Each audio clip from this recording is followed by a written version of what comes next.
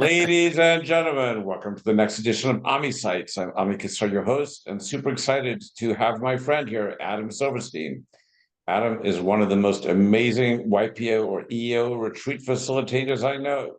He also has a super interesting local leaders collaborative group going on down in South Florida. I've learned a lot from Adam. I've had the great fortune of having him facilitate a couple of the retreats I've participated in over the years, and super excited to have Adam with us to chat with us about whatever we feel like talking about today. Adam, thanks for joining, buddy. Good morning, Ami. Good to see you. Pleasure to be here and excited to jump in. Adam, what's going on out there in this cuckoo world we're living in? Well, I'll rephrase that without obviously breaking any confidentiality. Yeah. You, you, I, through the retreats that you run, get to hear and see a lot of stories of what some of the challenges are that entrepreneurs are struggling with. And my question for you is, are there any trends or patterns that you're seeing in this post-COVID world? Really good Is anything, question. is anything different? Yeah, I'm glad that you asked that question. I think actually people probably don't ask my anecdotal perspective probably enough. And that might sound strange because, as you know, I interact every single day one-on-one clients. All my clients are CEOs, right? So I'm an executive coach, CEO coach. I'm speaking day in, day out, every hour with other YPOers, EOers. I'm in retreats, which are very intimate settings and kind of understanding what's going on in different people's lives. So something I would love to do is actually start to produce data in a way that could answer your question. But one of the ways that I think I at least anecdotally or experientially can answer your question is, if you remember, I do this exercise that's called stepping out. And effectively what I say is this is the most honest and open you'll ever be with whatever group. Maybe it's your corporate team, maybe it's your C-suite, maybe it's your forum. And I say it's the most honest and open you might ever be without even opening your mouth. And all you got to do is step forward and step back in the exercise. And I'll make a statement. So step forward if blank is true for you. And, we might go through anywhere from 50 to 100 statements in an hour. And a lot of information we'll go through. And I intentionally embed some statements, some of my regular statements, in order to try to get some of the information that you're asking, right? So one of the things that I tap into is, are people feeling a sense of, I don't remember the exact statement, but are they feeling a sense of stress or angst around AI, right? And just about everybody is.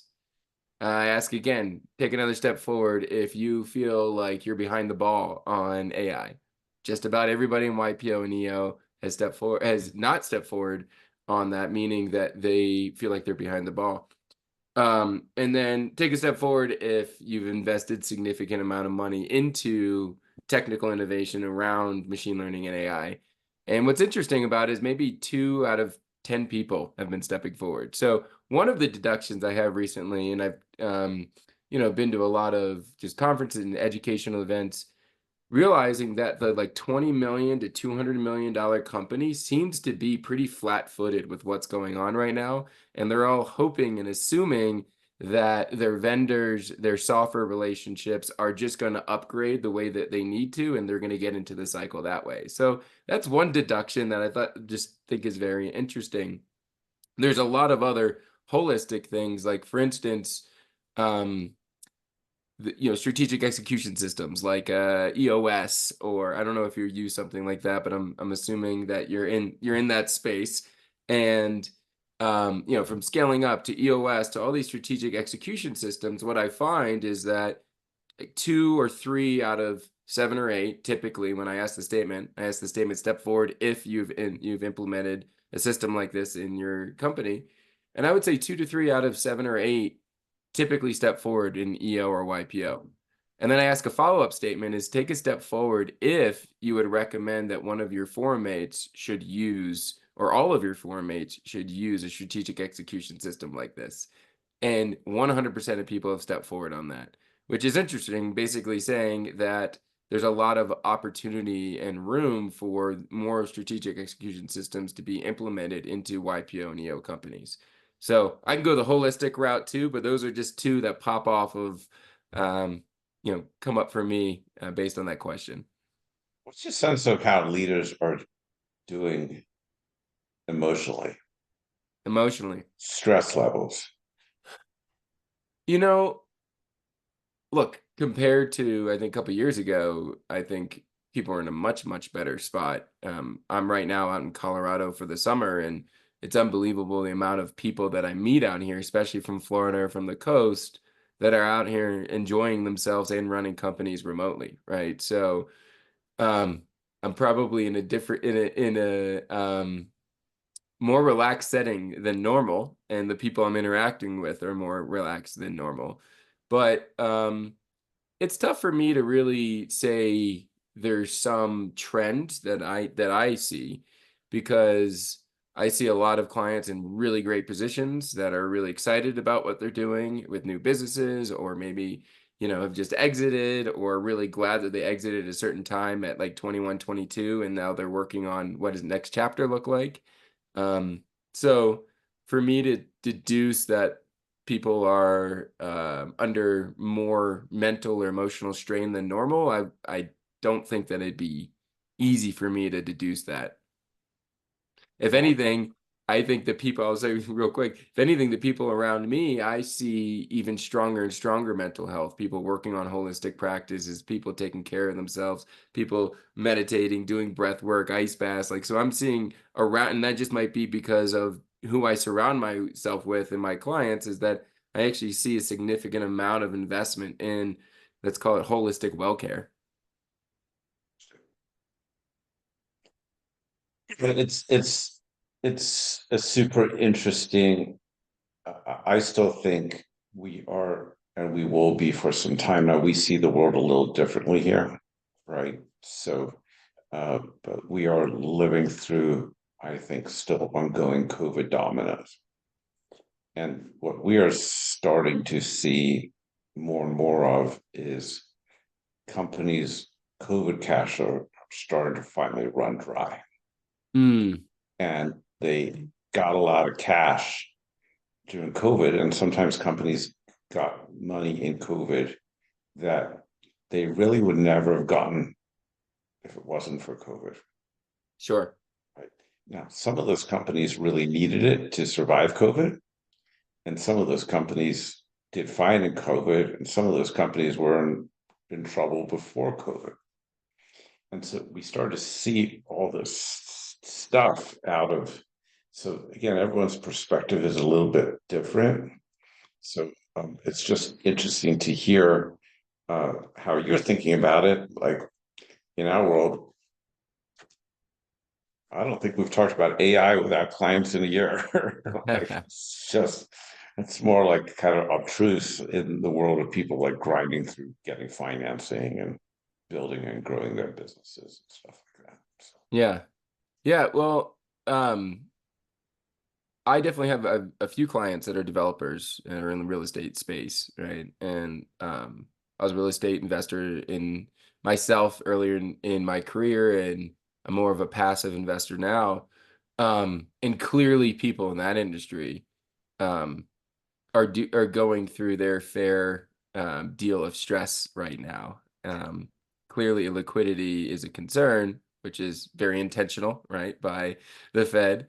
And so what it's doing is challenging people to really tap into resources, whether it's through you guys or whatever creative resources, to try to figure out a way to batten down the hatches. It's been kind of a free for all for the last 10 years or so, right? So, Yeah, it's times are um, different. sorry, Times are different.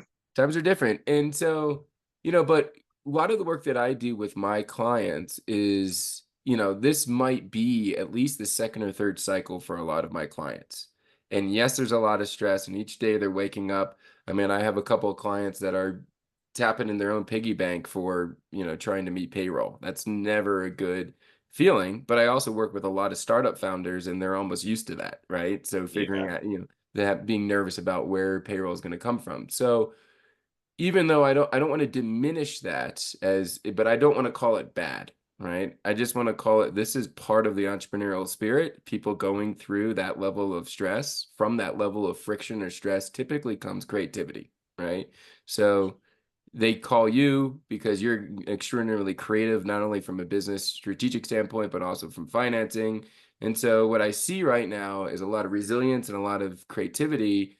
And these kind of times, if there are, again, I don't think everybody's in this challenging times, but the ones that are, I'm noticing this is kind of what it's about, right? They were like, hey, this isn't 2008, 2009, 2010. Maybe, it's as difficult in some areas, but I can get through this. I've been through this before. I know what to do, right? And so it's kind of cool pulling to those, inner parts of us that are extremely strong. And Frank, you know what else is interesting, by the way? I was thinking about that exercise. The majority of CEOs consider themselves a wartime CEO. Yeah. They love it, right? Especially in the venture back world. So this in a lot of the work that I do is a lot of the mental work around being a leader and a CEO, right? And so that kind of calls into question, like, how addicted are we to chaos, right? But in a way, that's how people get to where they are, is they're able to solve problems that are harder, that are hard problems that some people don't have the resilience or pain tolerance to get through, right? That's typically how a lot of these entrepreneurs to get there. It's interesting. I've always thought that our generation, until COVID, really never dealt with a big problem. Well, I mean, look, I think anybody who had any exposure to real estate or banks or anything, I mean, honestly, most businesses went through tremendous pain in 2008, right? You could argue, That's different. I'm not talking about, yeah, businesses will go through yeah. cycles, right? But what I'm talking about as a society or as a Mm, country or as a world, I've always thought to myself growing up and bringing my kids up, we've never experienced World War One, World War mm, Two. We've never in this country, we've really largely been insulated from any significant crisis. Sure, there have been financial ups and downs, but and then COVID hit, and mm, it was like, holy shit, maybe this is the crisis of our generation. totally. And yet, I wonder sometimes that all the dominoes around the world as a result of COVID, I just hope and pray that it doesn't create the next big crisis because the world the world feels like a tinderbox right now. Mm. I don't know. Could be right or wrong. I hope I'm wrong, but Yeah, I tend to be an optimist on this side of the debate. I you have feel to like, be. You yeah. have to be. We as leaders, our job is to blank out all the noise and keep looking forward and try just block out noise that we can't control. That's what we've got to do. That's our responsibility to ourselves and our teams and our communities around us. Doesn't mean it's easy every day. If you're open to it, I want to unpack that for a moment, right? Because there's a science behind what you just talked about. Sure. Um, and I think when you asked me, it's obviously more and more is going to come up as we go into this conversation. But you asked me what are some of the trends that I'm seeing. I don't have any evidence behind this, but this is a big part of the work that I do. And part of my observation is that I believe the ones that have gotten through or got through COVID and frankly did well or you know, navigated it whatever we can consider well, right? From an emotional standpoint or even benefited from it. I believe are the ones that actually don't hold on to vision very strongly, having a vision. We hear all the time, painted picture, and you got to have this perfect vision and looking forward. And what I find is that creates an attachment to it, right? And people who are too attached to a vision or a plan or a strategy, I find have really difficult times pivoting. Now, what do you hold on to then? right? You're talking about we have to kind of have tunnel, have to focus and tunnel vision. What are we focusing on then? What I find is that people who are highly principle based, meaning they're very clear as to what guiding principles they want to commit to, right? These guiding principles that a person might have, um, they're tested all the time. Do you really have the courage to uphold them, right? These are not something to uphold when times are good. These are things to uphold at all times. And so I believe the people that have clear principles or values, even if they're not explicit, they know who they are, they know how they run a business, they know what kind of business person they are, they know who they are with their family, and they won't deviate from that, right? They have strict um, commitment to their values or principles. Those typically are the people who can navigate well. Why? Because it's something you can control. You can totally control if you are committed to upholding your principles or values, regardless of what's going on with COVID, right? But you can't control your vision. You can't control the outcome, right, of COVID, for instance. So what happens if you don't have your principles, you don't have strong principles and values, and you're kind of a waving inner core, and then something happens from the outside and you're so connected to this vision that you no longer connect to, you're going to go in complete, breakdown mode, right? But those people say, you know what? Business will go up and down. Markets will go up and down. Interest rates will go up and down. But as long as I stick to my key principles, whether it's business principles, personal principles, then everything should be okay, right? And somebody like a Warren Buffett's a great example of that. He's a very principle-based thinker, investor, right? You listen to him. He's just like, I don't know what's going to happen. But what I do know is here's my principles and I follow them, right?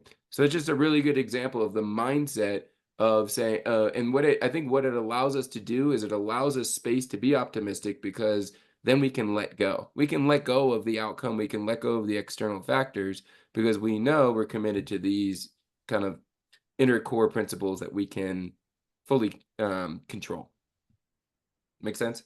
It sort of makes sense. And it always struck me, and I wish somebody would write a book about this at some point. But like, there were restaurants in COVID in the same shopping mall, one that went dark, and the one next door, there was a line out a takeout line down the hallway. One restaurant quickly figured out how to adapt and to change and to be flexible and to get their online ordering in place and to let people know they were there and they were moving. And another restaurant shut down. So it might be, to your point, it might be tied to vision, but it just might also be how it might be more than just vision. It might be how adaptable are people. Like and that could be a principle, could be a right? principle. How flexible are people? How pliable? I know some people who just struggle with change. Right? They just change comes hard for them. They like doing things the way they did them yesterday and the way they'll do them tomorrow. They're probably not a very good entrepreneur. So how quickly are you able to pivot? And how quickly, and pivoting is, the bigger your company, the harder it is to pivot. And I would challenge even thinking about good or bad, right? Especially people who are listening who are entrepreneurs, is everything is a spectrum, number one, right? So I don't believe it's a binary thing of people are good or bad. The question is what is your velocity of learning, right? If you're committed to growth, right? So for instance, I myself struggled quite a bit during COVID. I went from, as you know, bouncing around the world, and I'm an extreme extrovert, right? So I'm bouncing around the world, interacting with tons of awesome clients, going on, my office a lot of the times are extremely exotic places, right? I take people on these amazing retreats. And, I remember during that time, I was either in the Caribbean or South Florida or out in Colorado or Utah almost every other week. So I was doing, like dream life, like mountains and beaches, right? Almost every week. And also interacting with amazing people and making great money, So I really was in a high at that time right before COVID. And I remember when that first week when it first started hitting the news lines, I was out in Breckenridge doing a retreat skiing. And so I went from extreme extroversion, which is really my natural state. I get a lot of energy from it. All these retreats, flying around the world, to literally nothing, right? And really went into lockdown mode. And we were actually, my wife and I were supposed to move to Costa Rica for a few months, and then the boundary shut down. And then I went out to live with my dad out in North Carolina, and we thought it was cool. Like, he had this little cabin next to his house, but the internet was terrible, and I was trying to have all these calls with clients, and I was basically just like on lockdown in one place in a very rural area, right? And it was very difficult for me to make that big pivot, right? And one of my big learnings was I had this whole vision that I was working towards for years, right? And part of it had to do with Costa Rica, part of it had to moving out with Colorado, part of it was this mountain beaches, dynamic that I was creating between Colorado and South Florida. And I would realize how much I was attached to it, how much I was holding on to it, right? And so I would say in that instance, this is coming from talking about are good or bad entrepreneurs. In that instance, I would rate my resilience or flexibility pretty low, right? And it was an opportunity really for me to learn, because as you said, our generation has never been through something like that. I've literally never had, I think if you look, I graduated college in 06, and coming out of that, I didn't really feel 08, 09. I actually got the benefit. I came right in as soon as I got access to capital in like 2010, because came out in finance. I was able to take advantage of the downturn, right? So I never actually felt any real downturn in my career. This was the first time that I think me and my peers really dealt with something that was externally outside of our control. And I noticed, even though I thought I was resilient, even though I was smart and, holistic minded, and I realized how much I had to learn, right? So now I look back, a lot of gratitude for those lessons, right? But so a big part of, I think, a big part of my work, and something that I urge people to think about is, not good or bad. Am I a good entrepreneur? Am I a bad entrepreneur? How adaptable am I, and how much am I willing to learn from these mistakes, to learn about myself, right? There's a big difference between who you think you are and who you actually are. And man, these kind of events will show you real quickly. Another interesting question that a friend of mine asked me that I always think about, and actually our whole year this year, our whole strategy this year is trying to fix these things, is what could bring your business to its knees? Mm, And that's not a fun thing to think about. No one wants to think about like what bad could happen. yeah. But if you really take time to think about that, it should be a big part of your strategic thinking. It's unbelievable. But it's interesting. You talked about you have to be optimistic. I think you said at some point, Right. right? And this is like the opposite thinking. And most entrepreneurs, as you just said, don't even want to go down that route, because like I don't even want to let that thought in my mind, because you have to be kind of crazy and optimistic to take the level of risk some of these people take, right? And it's almost easier to put your head in the sand. I have a client recently who's a developer, and he's really hoping rates come down soon, right? Like as long as rates come down soon, we're good. Well, what if they don't? I don't even think that. Are you Yeah, really willing? Like, let's talk about the odds real quick. What are the odds that they stay higher for longer? Let's say it's even 10%. Let's say, like, I think it's more than that, but let's just say it's 10%, right? Is it worth at least the thought exercise of having a plan B or backup if rates stay higher for longer? And when I took him through that, and by the way, I do this exercise. Tim Ferriss really made this exercise popular. It's called fear setting. You can look it up on TED Talk. I use it all the time. And it's basically saying, inside of our, look, you deal with banks all the time. So you deal with risk managers, right? Inside of our minds, there's a risk manager. And a lot of the times we call it fear. And many of us have told that we should dismiss fear and we should ignore fear. But I believe fear is in our mind for a reason, right? It's telling us not to jump off the balcony. It's telling us not to run in front of that car, right? So fear is actually a protector. It's an advisor.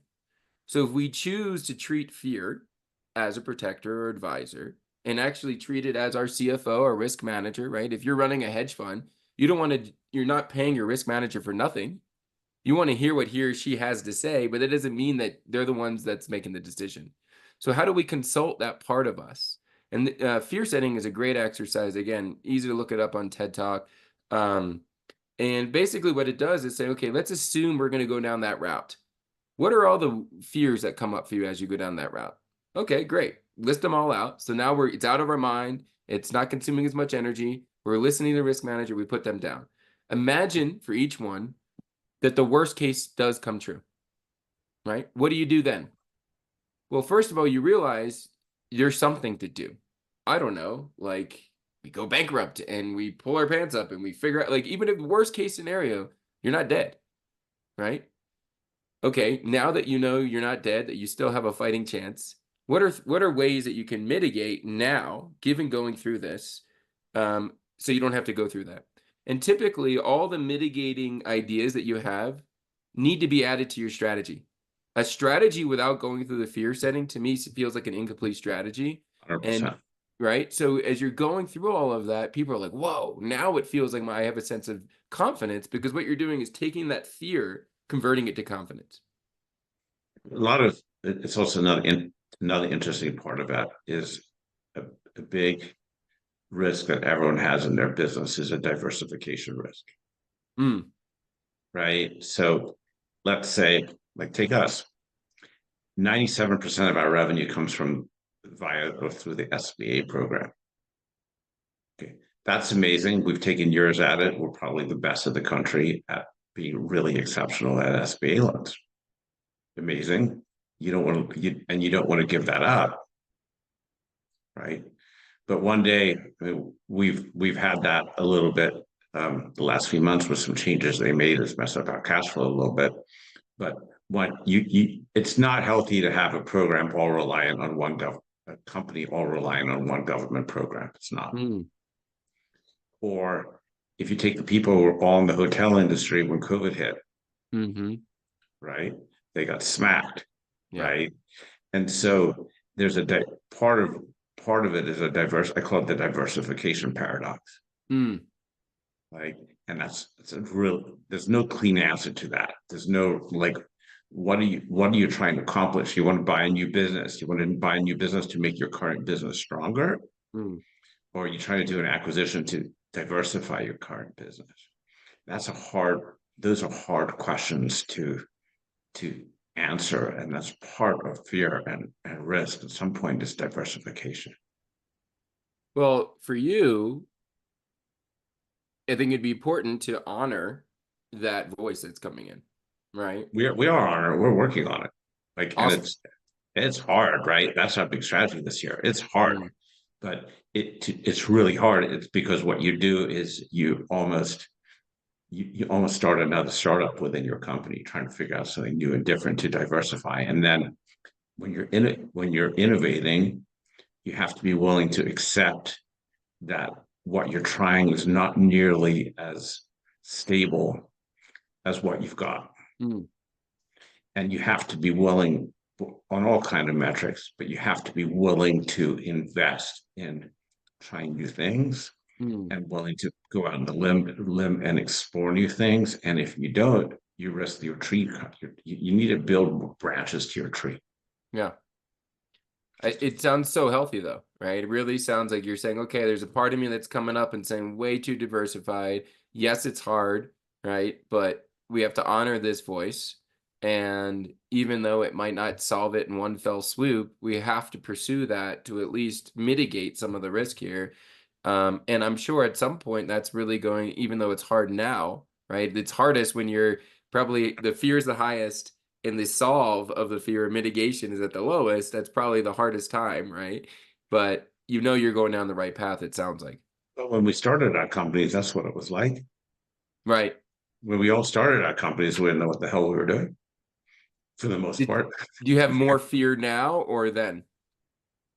Well, you run. It's a different kind of fear. When when you start, you have fear that's based on adrenaline and you don't know any better. Mm, yeah. After you've knocked around and beat up a bunch of times, you got something really strong going, you don't want to mess that up. And Yeah. so, but at the same time, and it's almost like you live through. I joke about it sometimes that people, they do all kinds of crazy shit when they start their companies and they take on all kinds of risks. Yeah. And then they have like PTSD from it, right?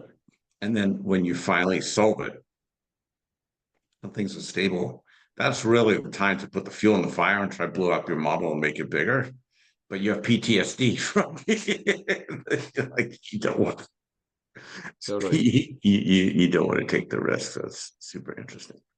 Well, Tell us. also, Go ahead. Sorry. I was just gonna say, also, there's something to protect, right? Like you care. Like it's like, this could be a bad analogy, but it's like the level of risk that I think about that I took in my 20s personally, of like literally diving with sharks and skydiving and all the adrenaline crazy stuff that I did in my 20s, I wouldn't do now just because I have kids, right? 100%. And so I think it's the same thing as you have employees, you have a business, there's a whole lot before you, if in the beginning you didn't have that, so your risk tolerance is much higher. So I get it. It's a difficult dynamic when you have something to protect. I don't think we talk enough about risk tolerance in general and Mm, people really understanding what their risk tolerance is and getting comfortable with whatever it is. And it's one of the areas someone on my team is actually digging deep into. We're all doing these deep dives into people's risk tolerance and profiles. And it changes over time, which is totally okay. And I joke about it, but I think people should really understand it. Ultimately, I wonder one day when I have time, I want to start a Sleep 5,000 award, not an Inc. 5,000 award. sleep? Yeah, Sleep 5,000. Yeah, Oh, who's sleeping well? yeah. And what it'll be is like you have to have say a minimum revenue of $2 million to get in, and then you'll wear a sleep monitor, like a sleep thing for a year. And then whoever entrepreneurs keep their business going but sleep the most, they win the prize. That's awesome. And That's there's awesome. there's there's logic to that, right? Like Totally. because that's really, if you want to build stable companies for the long term, you you got to be sleeping, I love that. I love and that. that's not not an easy thing to do all the time. Yeah, So, there's a lot of factors there. yeah, That fear setting exercise, by the way, is I think really helpful to understand people's risk tolerance. Because I love that you call it risk tolerance. And what I invite people to think about is there's many different facets of our psyche, and it is up, the responsibility is for us to garner or steward or build stronger and stronger relationships, not only with, let's say, our employees or our family or our kids, but also the different parts of us. That might sound a little schizophrenic, but we should be, if you think about it, building stronger and stronger relationship with our physical voice. There's a part of us that has a physical consciousness. What do you need? Are you thirsty? Are you tired? Right? A lot of us start to just numb out because we're constantly either putting alcohol in or putting coffee in, and we start to disconnect ourselves from our physical body.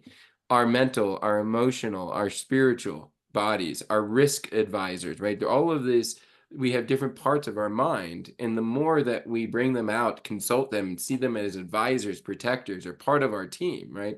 You might have heard this before, but a lot of people, and I do this work with a lot of my work is one-on-one with CEOs, as I mentioned, and kind of building your own internal board, right?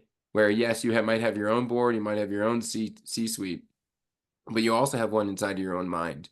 And learning how to consult different parts of you not only help build a stronger relationship so that if you almost intentionally need to tap into different parts of you, you can, but also when you make decisions, you know where it's coming from, right? Hey, this is coming from risk manager. Let me assess that, but I don't necessarily need to do what that part of me says, right? We actually want decisions coming from a different part of you, right?